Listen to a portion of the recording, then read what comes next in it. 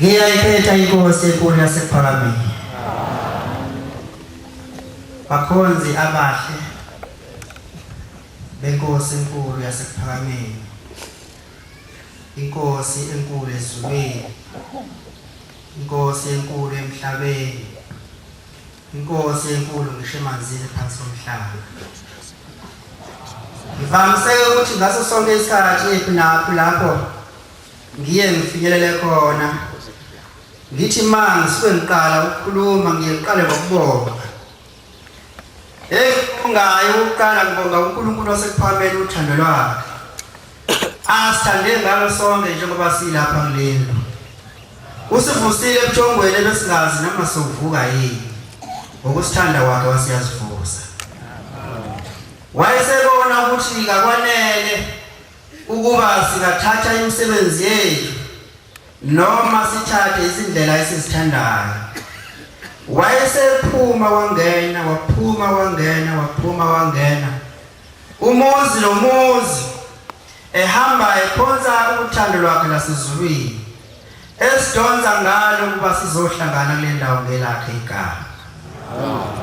Ngicela ukuba uNkulunkulu wasePhalamende okuyena omdala angisize kule mzuzu engibona manje ngoba indawo eseduze kwami ukulahlwa.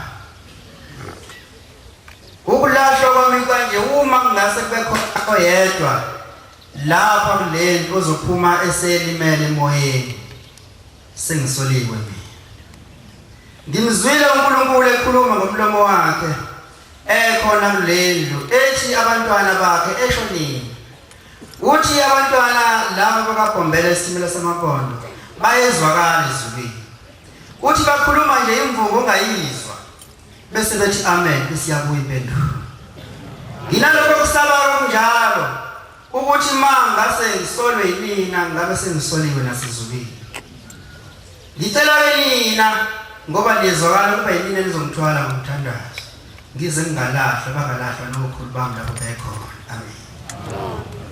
Lona okhulumayo uhlambisa wasemaphephetheni phansi kamfundisi uCweza. Amen. Ngizondondoza inkosi yasePhalamende ngicele kuyona amazwi afanele nina ngoba akekho namunye la endlini ophume ngokuzobona umngani wakhe. Kodwa silapha sonke sizogezwa lokhu kona ekade sona singazi ukuthi siyona siwela ngesonto. Sambile endaweni sabona kungafanele sangcwaba. Sahamba ezindaweni sezwa nokukhuluma okungasifanele sangcwaba. Kodwa uNkulunkulu wasePhalamende asithanda endulo wasenzela isabatha ukuthi ngalo suku bese sizogezwa. Cela ukuba sonke athimelula isandla sakhe esigeza bese siyagezeka. Ingoma engizonqondoza ngayo yamashumi ayisithupha nesishiyagalolunye 69. Elizwi lenkosi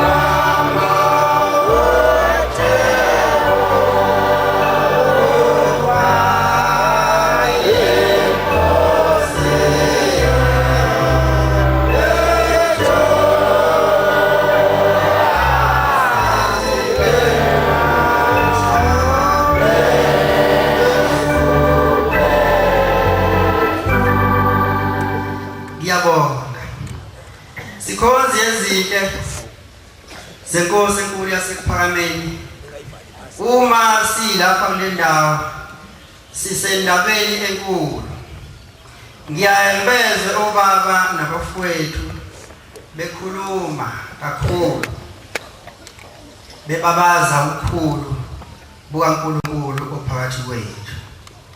Ngiyathanda ke nami ukuba ke ngikhulume ngoNkulunkulu balo uNkulunkulu ophambi kwethu. Ngikhuluma ngoNkulunkulu mhla eveza emagcekeni akithi. Bayazi abadala noma bendawo ukuthi mina umkhulu wami wayeleli bandla wahambela kulona esemdala kakhulu. Wayesehlanganisile ikhulu leminyaka na21 hamba emhlabeni. Okungenzeka kube uShembe akasiyena uNkulunkulu ngabe kangizange ngize ngibone umkhulu. Kodwa ngenxa yoNkulunkulu kwaShembe ngambona noma ngabona kufipanyana.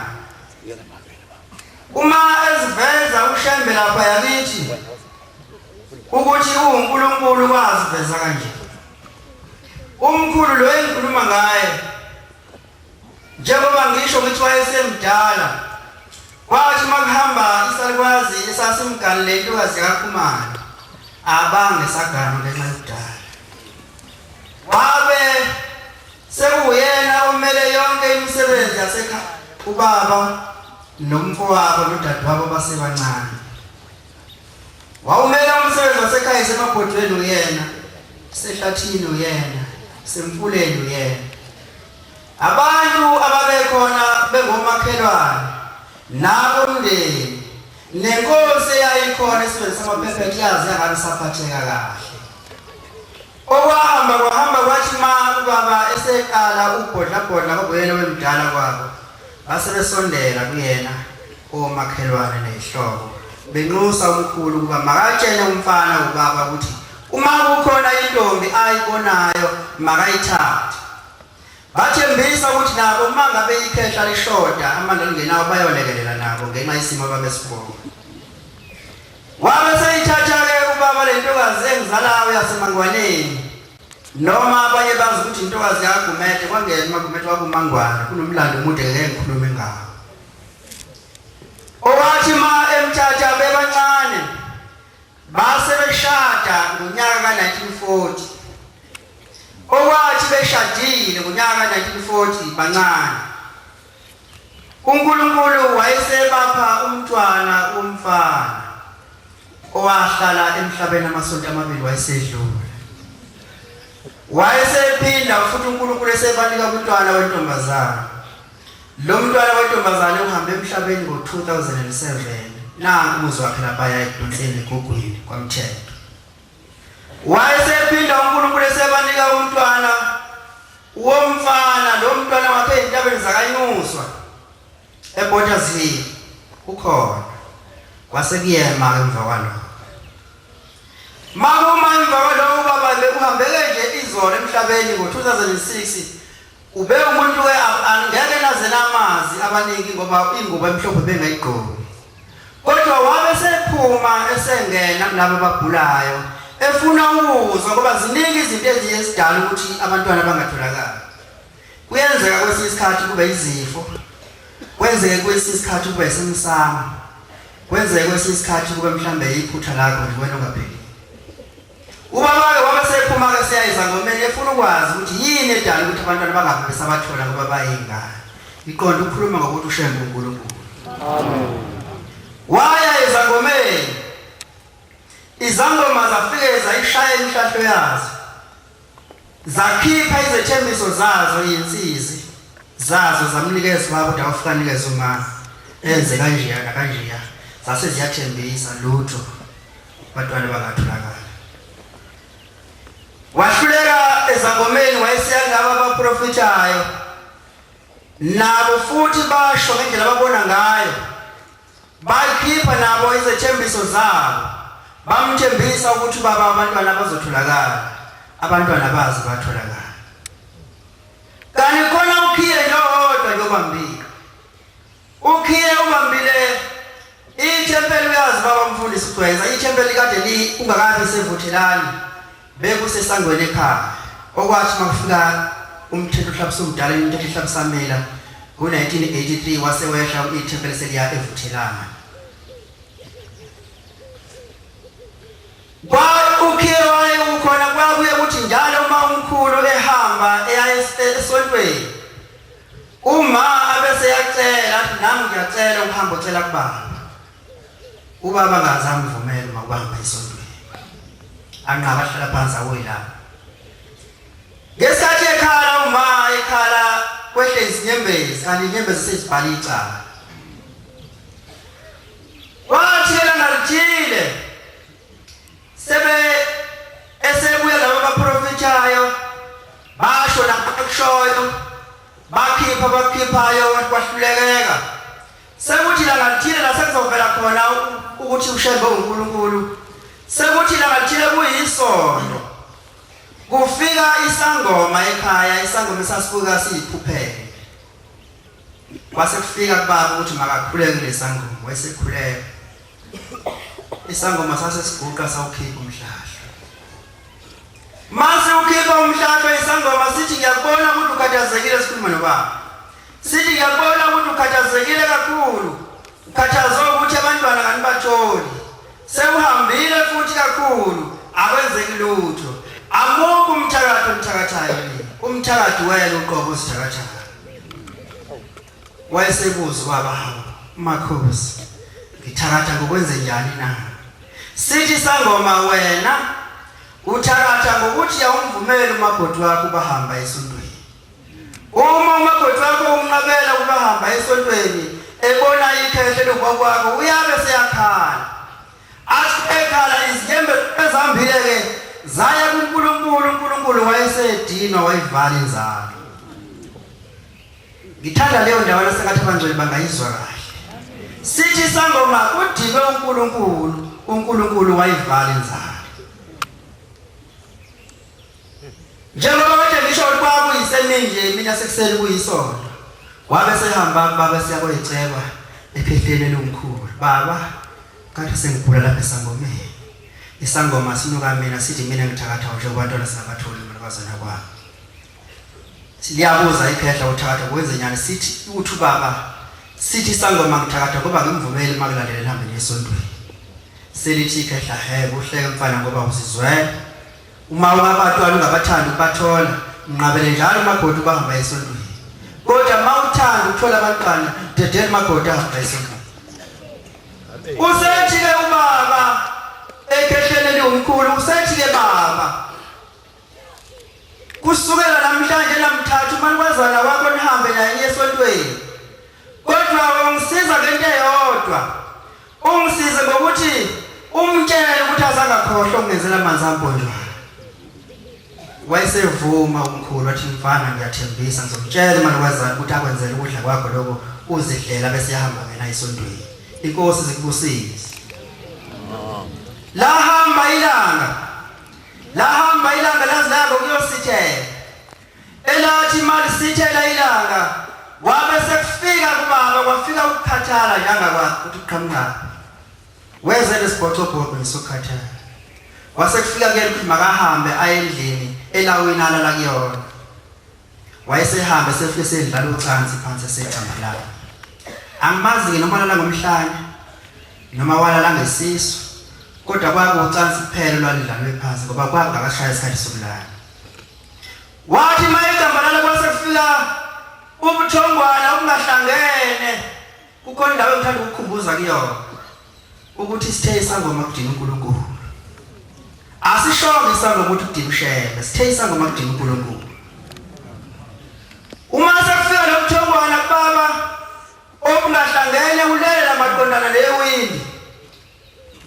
Mela maqondana lewindi usethi ma engathi uyaphupha ubona la ewindini kuvela indoda enempandle ekhazimulayo.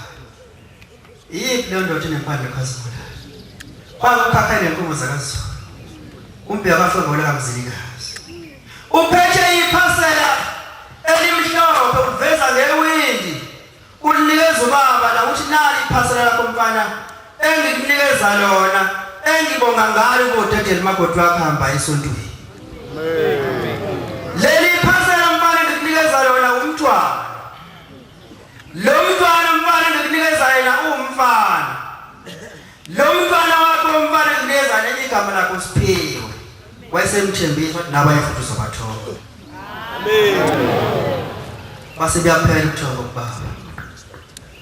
Wayesevuka esehamba esekhehleni futhi sefike sezibili. Baba, kade sengicambalela kwase ngathi ngiyaphupha. Uma ngiphupha ngibona inkosi yasekuphakameni. Inginikeza iphasela. Ithi leli phasela enginikeza lona liwumntwana. Isimqambe futhi ngishiya igama lomntwana ithe umfana igama lakho Siphiwe. Yayisithi nabanye futhi ngizobathola. Wayesethi umkhulu mfana lindela njengoba kunjalo nje kuzokwenzeka. Ushemba kaphusha, ushemba befikile kwena ezokunikeza lo mntwana. Zaqhubeka insuku. Mayiqhubeka insuku. Wayeseqala uma wabonakala eseqala ukubenyezela. Wabenyezela uma zaqhubeka insuku wafika enyangeni yesishagalolunye umnandi. Wayesephuma lo mntwana uSiphiwe. Ukhishwe inkosi yasekuphakameni ubonga ngayo kuba ubaba dedela umahamba esondweni. Wayesephuma lo mntwana umfana ngempela kusiyo intombazana uthe umfana. Kwaphuma umfana ngempela. Wakhula lo mntwana noma kwathi ke eselandele kwelusini. Waseqhamuka owamdlisa ngesitambe sasino poison waseyibuya wadlula emhlabeni. Uthe wasezulwini nabanye futhi uzobathola. Wayeseqhamuka olandela uSiphiwe. Ohambe emhlabeni ngo-2004 beyiphoyisa. Wayeseqhamuka omunye owahamba naye emhlabeni emncane ukabheka bezayo. Wayeseqhamuka owesikhombisa naye futhi wahamba emhlabeni emncane ukabheka bezayo. Waseqhamuka oka-8. Lo wa-8 ukhona khona la endlini. Uyena lo khulumayo. Waseqhamuka oka-9. Owesishagalolunye naye ushadele kumshumela uBhengu intombazana. Waseqhamuka owe-10 intombazana naye ushadele kumshumayela umsobo wasembonisweni uThongati. Waseqhamuka owa-11 uthe nabanye uzobathola. Waseqhamuka owa-11 uhambe emhlabeni ngonyaka ophelile bese simbeka endlini yakhe yokugcina ngomhla ka-11 October. Waseqhamuka owe-12 akahlalanga la emhlabeni wahambe emhlabeni emncane. Kodwa ngilezwi likaShembe uNkulunkulu saba 12 ayibonge sikhona. Yafisa sengathi sikhonza ezinhle. Bese ngambona uShembe kungaze kushaya u-2010 singakaboni uShembe bani. Ngoba siyakhuluma ngaye njengoba ngikhuluma nje kodwa ukwenza kwethu angiboni ukuthi siyambona ngempela. Okokuqala nje ngithanda ukusho lizovula ithuba mhlawumbe sihambe siye kuyena. Sesiphethe ovaselina ngapha nangapha engakubizanga. Engawubizanga sifike baba nanku vaselina. Baba nanku amanzi. Aseneleliswa izwi lakhe. Kanti izwi lakhe lizo akuyaqeda. Ushilo baba umfundisi umthetho lo wathi ushilo. Usho ngezwi bese kwenza khona incwadi engizoyicela efakazela amazwi la ukuthi ushilo bese. Incwadi kaGenesis 49 verse 10. Ugama Nazaretha agabe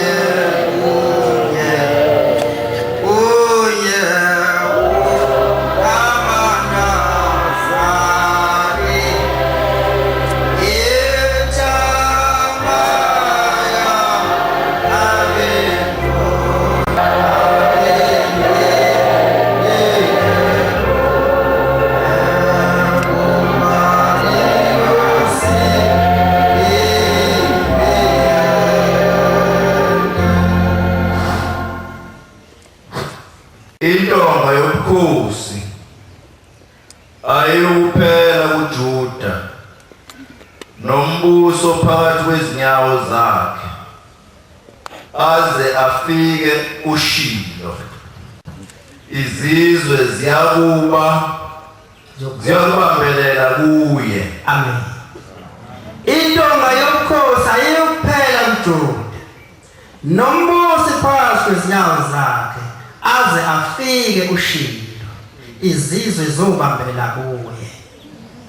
Uma ubhekisisa lapha eBhayibhelini lakho uS kaShilo ukhombisa ukuthi igama lomuntu esomkhulu. ushilo ngoba usho ngezwi bese kuyenzeka. Ake ngikuxoxele ukuthi uthini lapha kithi ushilo. Uthi ushilo lapha kithi umkhulu lo engikhuluma ngaye engithi ngabe angimazi ukube ushemba kasiyena uNkulunkulu ukube ushemba kasiyena ushilo eminyakeni yawo 1952 kuZaneno useyagula umkhulu sebeyahamba obaba nohlambisa beyigubaya kombike enkosini isibuko sesibili ukhakhayi benkomo zakaZulu. Uthi owasezulwini mthatheni umshumayeli nihambe naye nimise kudokotela bese nibuya nempendulo ukuthi udokotela uthe uphethwe yini nizongitshela. Nebala bamthatha noma ngazi bamisa udokotela bamthatha kodwa bahamba naye wafika udokotela wasefaka igobholo zakhe. Ngiqonde lapha endabeni yokuthi ushilo lo shilo bakufundisa umthetho wathi ushilo lo usho ngezwi bese kuyenzeka kodwa ngoba kasikholwa sizenelisa uvazelini engathi besingakholwa. Uthi mthatheni nimisa kudokotela bese nibuyisa impendulo ukuthi udokotela utheni. Lebala baba sebemthatha sebemhambisa kudokotela udokotela wafika semkopola. Maye mkopola udokotela uthola la ngaphakathi yeni maphashini ukuthi isibindi kasekho sesidlo poison. Uthi bafana ngeke angimthembisile ukuthi ayike into engisayenza kodwa nekhehla ngeke lisaphila ngoba isibindi kasekho sesidlo poison. Base beyibuyisela impendulo kumnikazi wokwenza umnikazi okhuluma owavela ezulwini yedwa. Baba uthe udokotela umshumayeli wakho ngeke asaphila isibindi sesidlo poison. Usethi ke ushilo ikona bona lokho ke bengikufuna.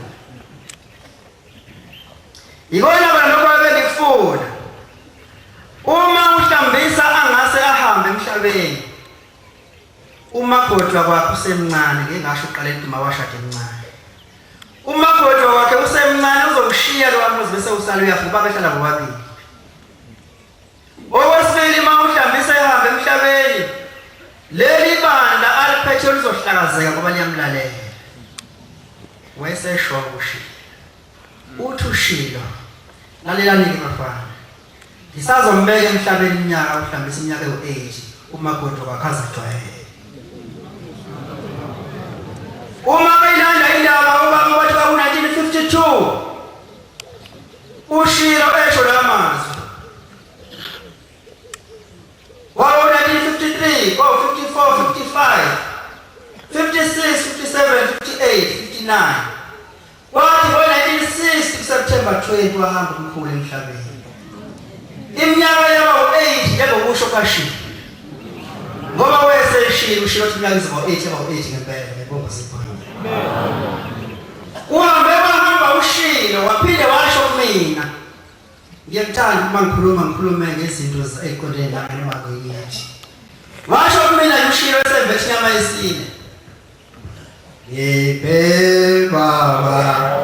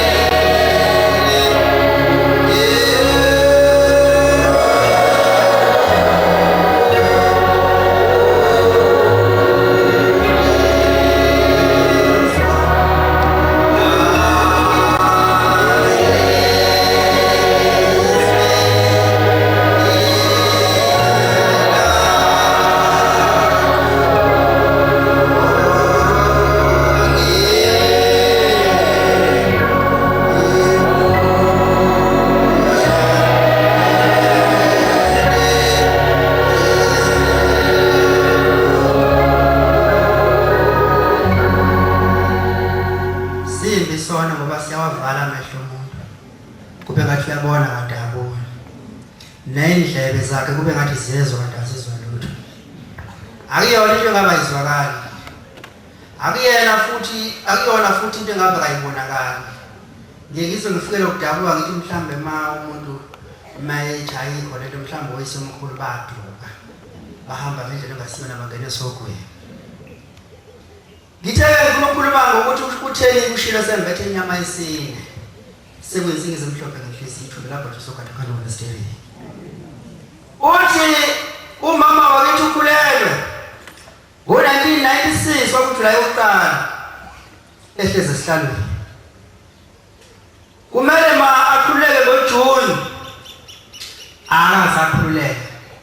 Ngithe ngimuzwa wayethi mina angisezwa kahle la esiswini, sengathi le ngane ngiyithuleka yisekho. Ngathi mina ayikhona.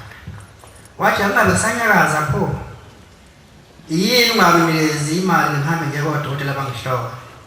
Ngase ngikhiphe imali wasehamba siya kodokotela. Fika odokotela bamhlola base bemkhohlisa, bathi ingane inkulu ikhathele futhi. Base bekhipha incwadi ezimbili bathi wozinikeza umyeni wakho lezi ncwadi ayisayine ngoba uzohlinzwa, uma ungahlinzwanga uzofa. Wabe sebuya nazo lezi ncwadi sefike senginikeza sengiyisayine kwakuLwesihlanu. Ngizovuka ekuseni ngize khona la, sekuze kwangena umhlangano kaJulayi. Ngizovuka ekuseni ngize khona la, sasigibele nabo baba umfundisi Gcwense nomfundisi Makwazi. Ngase ngibatshela le ndaba ukuthi ayinenkinga lapha ya. Kunencwadi ethiwa ngayo angiyisayine umakhothi uzohlinzwa kodwa ngithanda hlinzwa.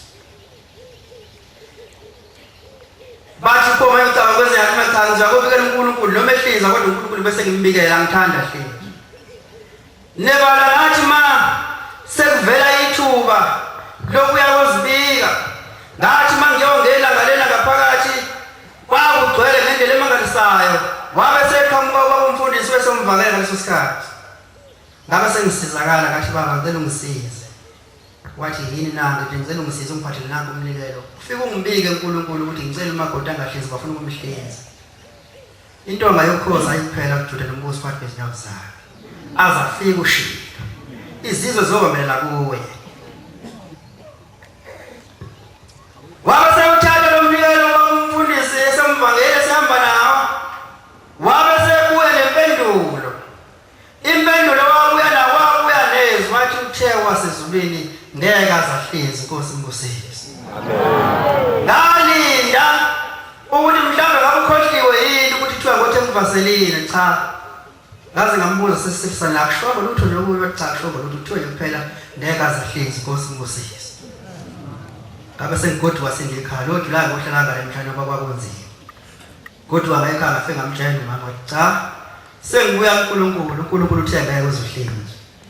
Umuntu ezwa inhlungu akazange azakholwe. Sekuthula esiswini yisonto lesibili leseliphela ingane ngayinyakaza esiswini. Intonga yokhoza ayokuphela kuJuda nombuso phakathi kwezinyawo zakhe. Azafika ushilo. Zobe labo izizwe. Imaphi abombele khona isizwe zonke ikhona lekhaya. Labo soshaya umstando lobathi awubuya ngalo sezohlinzwa. Sagibela naye suke ekhaya emaphephetsheni. Safike sahlukana eThekwini sethatha ibhasi yethu ngedwa.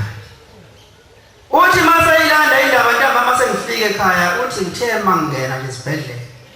Kwase kuyanyakaza esiswini. Lokho kwenzeka kusuke umuntu ezovela ethi ukusika. Uthi kwanyakaza esiswini kabuhlungu. Uthi waseqhamuka udokotela. Dokotela uqhamuka udokotela womuntu. Dokotela ufike uyambamba la esiswini. Uthi dokotela hawo makhothi. Abakutsheni yini abayo dokotela ukuthi ingane yakho ayisekho esiswini. Uthi yena cha baye bathi ngani khathele futhi inkulu uthi naye bakufihlela ingane yakho ayisekho esiswini. Uyabuza ekhala ngenxa yobuhlungu ukuthi manje ngenze njani dokotela na udokotela goduka. Ubuye kusasa ngizokuhlinza kusasa lesabathi.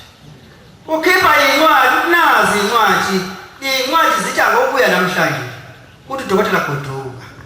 Ubuye kusasa. Kwaseqhamuka unesi. Uthi wathi maqhamuka unesi ngase ngiyasizakala. Ngathi unesi uzothi mekhuluma kuzwakala.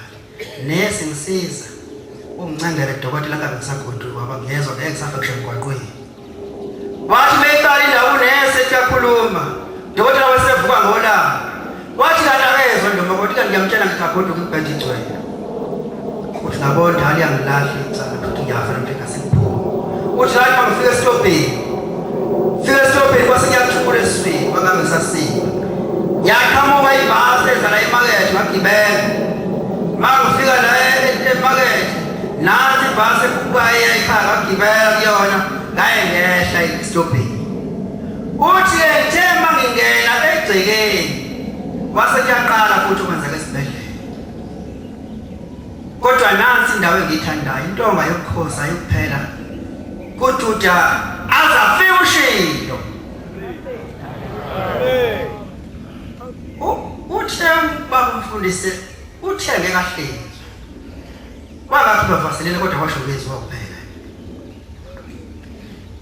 mase qala la esevuka lokho kade wenza esibhedlela kuseni ngabona ukuthi hayi sengiyahamba emhlabeni wayesethumela izingane ukuthi amazigijime ziye ekhaya elikhulu ziye kobe sisaluka sakhona esumamkhulu sabhadazela izingane lazihamba zazi ukuwenzekani yasala yaphuma ingane ingasekho yaphuma ingane siyonakela isihlaza kodwa ngoba wayeseshila ushiwa ndeka zahlinzwe akahlinzwanga into engenzekile ukuthi umuntu azale ingane engasekho ayizale yedwa kodwa ngoba kwase kusho ushilo wathi ndeka ahlinzwe akazange ahlinzwe senze njani akumele sithi uNkulunkulu awusono kudluka phambi kwethu simbone ushembe ukuthi uNkulunkulu singafundiseni ngoba akekho omunye uNkulunkulu uNkulunkulu bakhe kuphelela kuye kuze kube sekazi athi siyayiphika inkosi uJesu ukuthi ayivelanga ezulwini cha sisho njalo kodwa lo uNkulunkulu osephambi kwethu ungaphezulu kwalowo uNkulunkulu wayekhona uma ufunde incwadi kaLuka 8:22 lapho ufundela sengizohlala phansi Luka 8:22 wonke amaNazaretha Hallelujah.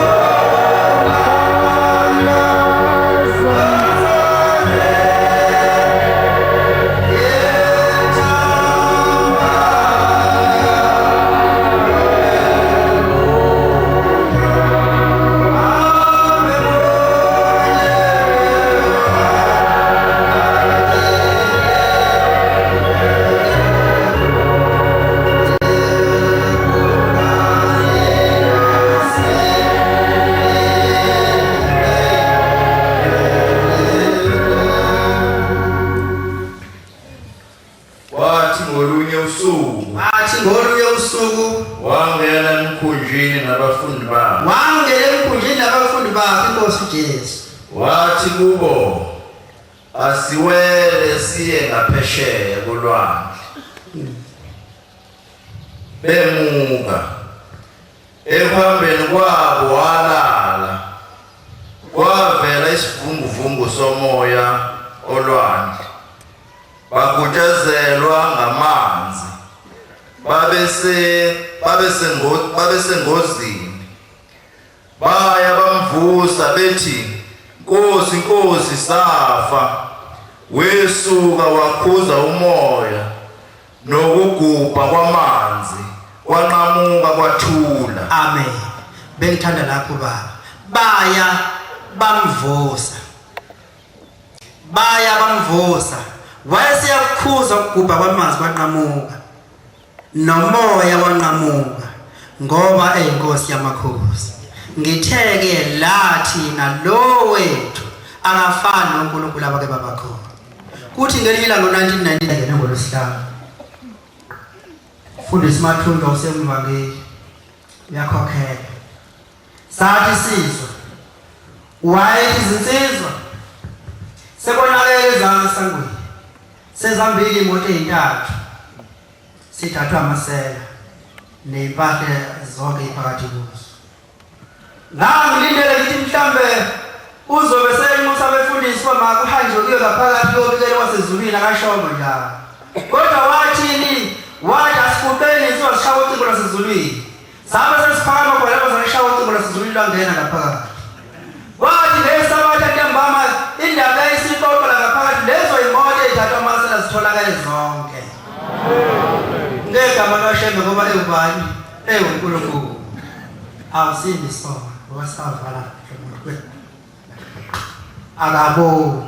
Sengathi besingambona uShembe ukuthi uNkulunkulu futhi uphele ezulwini. Zikhonzi ezinhle zenkosi enkulu yaseKuphameni umntwana yomkhushanyana.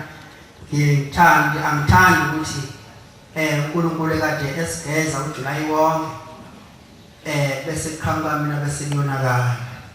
uNkulunkulu nje kwathi esigeza nje bengasigezi amagxolo ensila esesikhumbeni sethu kodwa begeza izinhliziyo zethu.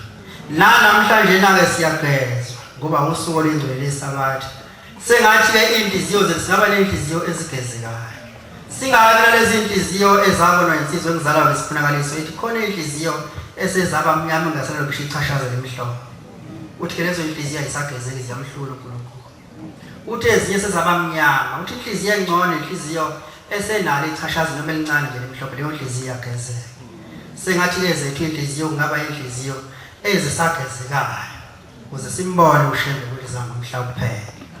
Izokwehlela ngezansi bakhonza abahle yokuyisela umsebenzi kaNkulunkulu umnikazi wabo. Ngizophetha ngengoma yamashumi ayisithupha antathu 63.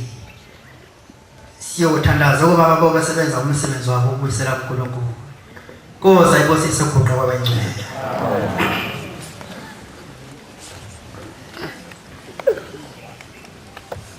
Yeah.